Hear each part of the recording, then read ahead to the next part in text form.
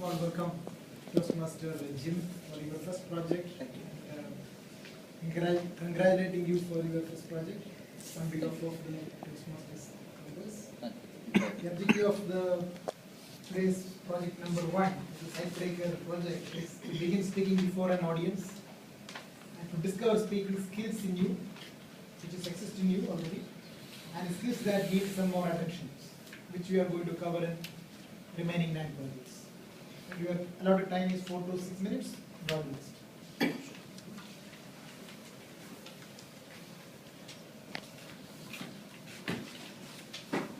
4 lines to hear, 4 lines to see.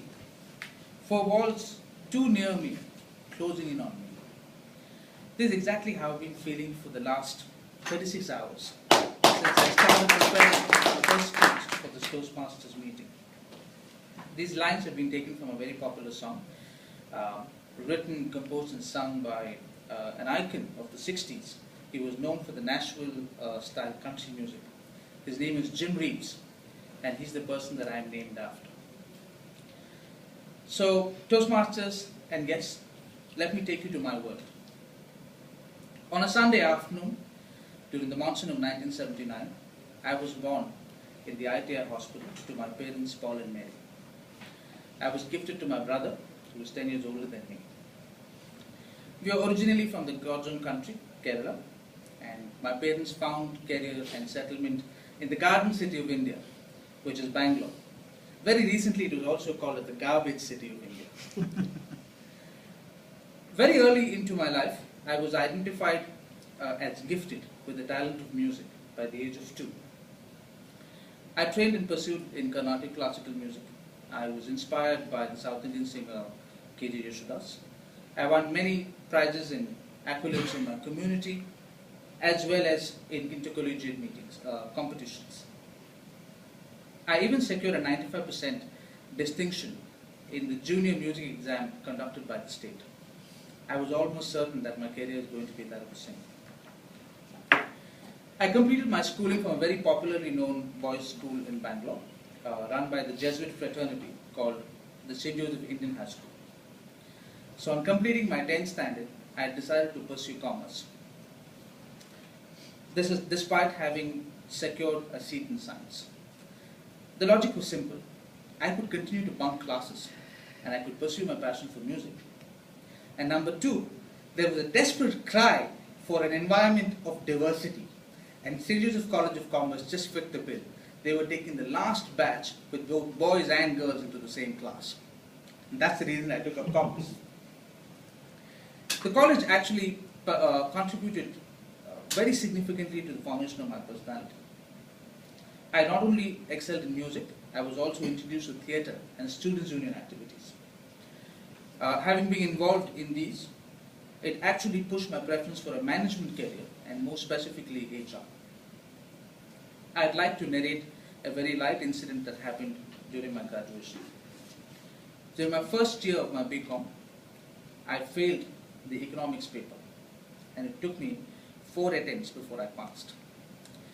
Now, the whole effort of passing this paper came with a very twisted honorarium a few years later. I was invited to be on the board of studies as an industry panelist for the Bangalore University for no other department other than economics. I guess they badly needed an expert who had flunked the subject about 3 or 4 times to start making some changes to the courseware. That's probably why I was there. So on completing my graduation, I went ahead to Cochin to specialize in HR. Music continued to be my trump card. I continued to make my friends, my seniors and juniors accepted me. I also got my best friend and classmate to fall in love with me, and we've been married for 10 years. I aspire to be a free bird, not turned down by fear. I'd like to roam the world free and embrace the experience it has to offer. Very recently, the last weekend, me and my wife were in Pondicherry to do scuba diving. We're scared of water and we don't know swimming. 7 kilometers into the Bay of Bengal, we were seasick.